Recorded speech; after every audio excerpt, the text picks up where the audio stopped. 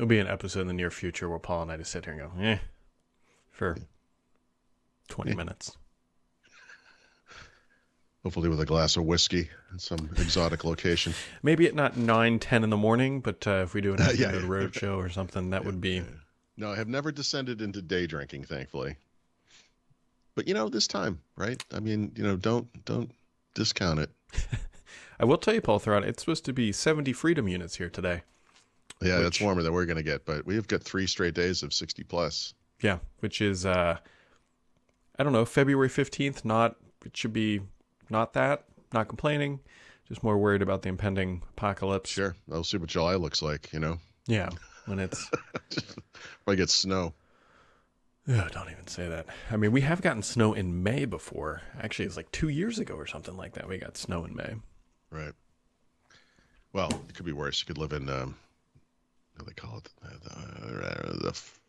I forgot the name of the area of Colorado where like Fort Collins is, and Boulder, all the way down to Boulder. They get crazy weather. Crazy. They'll have beautiful spring days in the middle of the winter and then 6 feet of snow. It's like back and forth. It's like the gaping maw of hell or something. I don't know. It's really weird. It's just unpredictable. Well, I did get access to the Bing Bong thing. Oh, you did? Yeah. Have you been spreading misinformation? How's it going? Yeah, I mean, they've got if for people who are fans of Reddit, you can go to Reddit/Bing, and there's people in there just playing with it. Did and you getting funky results to telling the them end they're of not alive, they're liars. It's what you would expect. Did you jump the line? Did you do all the Microsoft stuff, or Nope. you just sign up? Nope. No, interesting. Okay. I just said put me on the list. Yeah, I did the same. I did. That was it. But good. So what do you think? So what's your? I don't know. The sun still rises. I needed food to get out of bed. I need water to because live. It's Bing, dude. See, if they did this with Google search, we could be running around like Fort Collins right now. I don't know. I mean, it's fine-ish. I still... Shatting. From a search perspective, it's less functional, at least for me, than a traditional search engine. That's... Right. And maybe one day it will eclipse that. That's kind of Microsoft's hope. That's what they're betting on. But I still think that just entering plain text into one of these things gets you less information than just a Google search. And by one of those things, you mean a specific one of those things. Yeah. I would think. Oh, boy. I don't know. Mm-hmm. I don't want to be down on it because it's new and they're still learning. But you know what? This is like the stages of grief thing, right? And it's when we are by nature tech enthusiasts, we get excited by this stuff. We can just be honest and admit to that. But I think there's been some irrational exuberance around the Bing stuff. And like as we have discussed, I've been saying, look, it's still Bing, right? Mm. And it should have been a cautionary moment when they said, we took this ChatGPT thing and we combined it with all the learning. Like, whoa. Hold on a second there. Mm-hmm. There's a reason the world isn't using Bing, and it's not just because it's a terrible brand. Maybe that is the reason it's a terrible brand. I don't know. We can't lose sight of that.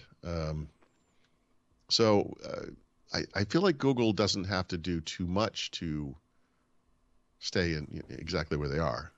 Granted, they have taken some major steps backwards by pre-announcing something that wasn't ready. But as people have been pointing out, the Bing thing made all kinds of mistakes as well. It's just not there's like a narrative and everyone latches onto it. I've switched to Bing. Oh, yeah, sure you have. Sure you have. But talk to us in a week, buddy. It's just, I think we just have to be realistic about it. Well, one of the things that I think is glossed over here, because I wonder if I can select all this and see how many characters it is. Hold on, let's figure this out here. So Control-C, let's see if this copy is pasted in a notepad. Oh, you're going to see behind me. Okay, I will. So this is the answer it gave. Nothing about put yourself on the screen, though, so we can see it. So, that's the answer. The answer to what? Where's the character count in Notepad? It should be... Oh, actually, I don't... Does it not have one? I'm like, it's in mine. Wait, I thought... It doesn't... I think you have to see it. Whatever. So you can see that massive reply there. But we live in a society where you should be using my application, dude. Anyway, I'm sorry. We live in a society where we watch 18-second videos, and that's a lot of content to absorb. Yep. Nobody's reading that. That is a lot for a search result. Like I want bullet points. Well, I don't want narratives. So, I don't know. So, okay, let's. You're going to go on some national park trips, right? You've already done a lot of research. Yeah, let's see here. Yeah, but what did you do? Like, what does research look like for you? Like, how do you determine? How did you arrive at whatever choices you made? Like, you must have looked at, searched the web. So there's videos. 2 apps. Which one I told you about? One's called All Trails, and the other one is, I think, is it TripAdvisor? I think. And you just go on there and say what to do, and then there's just written. Oh, good. Okay. I mean, well, all right. So, but okay. I mean, there's like 2 sources. So, in other words, you could go to this one place and say, I'm thinking about taking a 7-day trip to national parks. I'd like to see at least 3. Or however you phrase it. Like, if this thing could kind of do that, I mean, there's some value to it, right? But sort of. Well, first off, it's breaking right now. I asked it what to see in Zion National Park. It says something went wrong. Please hit refresh. Right. What if I just type Zion? Does it work? Nope. Well, what if we refresh the page? What should I see in Zion National Park? Right. Well, it doesn't do it. It should say rocks. You should see rocks, Brad. Yeah. Some of them will be reddish in color. But there's more to it than that, because the top result here says, see, the Zion Narrows, which is the most popular hike in Zion. But you're missing some significant, crucial information here, Paul Thurrott. Yeah. The first being that it massively depends on what time of the year you go. If you go in March, you can't just walk into the Zion Narrows because it's snow runoff. You will die of hypothermia. If you go during the end of the rainy season, there's a good possibility you will drown because the water level will be too high. All right, I'm gonna coin a phrase right here. Right, a lot of people are saying Bing AI was AI's iPhone moment. I'm suggesting perhaps it's more like the Apple Maps moment. Right. We're going to send you to a town that doesn't exist. We're going to send you to a place that's 40 miles to the left of where we said it was. We're going to tell you about a highway that hasn't been built yet. We're going to tell you to go, except this is just as dangerous. Like, we're going to tell you to go in an area because you asked a question, and this was the top results that we gathered from the web unintelligently and without taking in the context of the time of year. And people will die because they did this, and the truth will come out, and AI has claimed its first victim is probably a headline that already exists, I guess. But yeah, I can't get it to search right now. It says something went wrong, hit refresh, and so it's over capacity. Something went wrong. Yeah, classic Microsoft. No so shit, the interesting thing about your analogy, though, is that Apple Maps today is actually fine. Like, it's actually pretty good. Oh yeah. I know that. But it was a journey. What year was that? 2000. Actually, was it right after Steve Jobs died? So it was probably 2012. That was over 10 years ago. So, yeah, okay, today it's probably fine. Is anyone going to be alive when the AI is like, hey, we got it right? Anybody? Oh, everyone's gone. Yeah. No one to tell. I don't know. The cavemen living up in the side of a mountain somewhere hiding from us. I still think general queries are the wrong things to be asking this stuff, and we're just not there yet. And yeah. Because context is just as important as answer. We've all dealt with the terribleness of, I don't want to call it AI, but the automated chat line where I just need to talk to a person. Yep. Hey, I can try to help you. Have you tried resetting your router? Yeah. Could I talk to a human being? Well, we just have one more question to ask. Yeah. This is the future we've consigned for ourselves. I really like the ones that have learned that we saw you press 0. You're trying to talk to an operator. We can still help. And it's like, about to throw this thing into the sun. Yeah, thank you for that passive aggressiveness. But actually, could you just do what I asked? Yeah. Frustrating. Just like, it says ask anything. Bing, I'm trying to ask you stuff and you're breaking.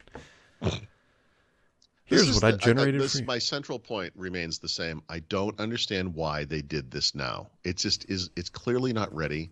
It's fascinating. I've actually spent a ton of time just making images in DALL-E, and the only thing I'm afraid of, and maybe you know this, is where did they get this image from? In other words, like if I choose to use this thing, is some copyright owner going to come back and say, "Excuse me, Well, you have taken an image I made and turned it into this other thing that is very clearly still the image I made," right? Like, is there a way to find out where this stuff came from?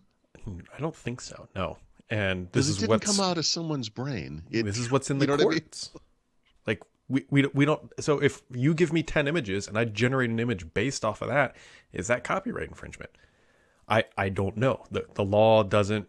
It's not there clear. There is the notion of derivative works, right?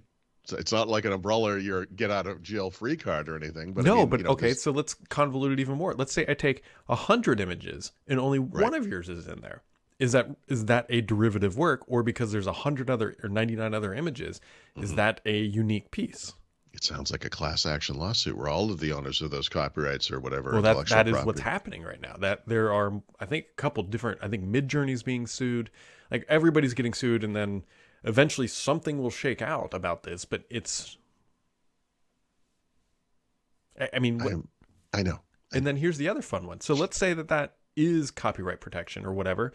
Yep. Can I then make 1,000 images off of 1,000,000 different images and then use those 1,000 as the base because it's not a direct from the initial? Like, well, who knows? You know, I don't know how to play music or read music or anything like that. But there is this notion that every note that's ever going to be played has been played, and it's just some combination of notes that turns into music or songs or whatever. And obviously, there have been high-profile examples of artists who have or have not ripped off songs from the past because they made songs that are very similar. Although in some cases, some people like, I don't really hear it. I don't see what the big deal is, whatever it is. So, I mean, these sorts of things have been tested. Of course, in those cases, it was, well, we don't know. It was human beings that made it, right? It wasn't artificial intelligence. So when you go to some artificial intelligence thing and you say, I really like this song, make me a song like this song. And then I'll make my own version or something. I mean, I don't know. We don't have laws for this. I don't know. This is like I don't know. Here's another example or another question. And I believe this is somewhat how Midjourney works. So take a 1920 by 1080 screen, right? That resolution doesn't matter. Yeah. Every single picture already exists because pixels can only be certain colors. Granted, they could be like 1 billion different colors. Sure. But all the pixels are black. The top corner is white. Then it goes blue. Then there's a finite number of different colorated pixels you can put on that display. Now, granted, it is a massive number. It's almost an unfathomable number. So are you saying that somehow that every combination of those pixel colors has already been created? Thus, this right. Like that's sort of like a weird, because what I think, and I might be wrong on Midjourney, but what Midjourney does is it looks at all the pixels and takes away everything that's not the thing it's trying to create. It's a really interesting way to think about it, but it's saying, well, a black pixel here is not good for a white mountaintop, so it removes that pixel color combination. All right, I'm going to keep coming up with these comparisons. We might as well just keep this going. Everyone has heard the phrase, I'm going to get this slightly wrong, but you put enough monkeys in a room and eventually they'll come out with Shakespeare, right? Yep. Okay, but what if you put Shakespeare in front of the monkey and said, make that, and the monkey could read the page and connect it to the letter on the keyboard and actually do a reasonable job of copying it, right? That's AI, right? I mean, and maybe what you do is you put a book in front of him for a few minutes, and then you open a different book to a different page, and he does that for a few minutes. And then you take that thing, the jumble of words he created, and then you use that as the source for this next thing. And then you use it again for the next thing, but you jumble them again. I mean, maybe intelligence is the wrong word for this. Well, here's another interesting thought, Paul. You take those same monkeys, you give them a microphone, and you call it a podcast. Probably be more interesting than this.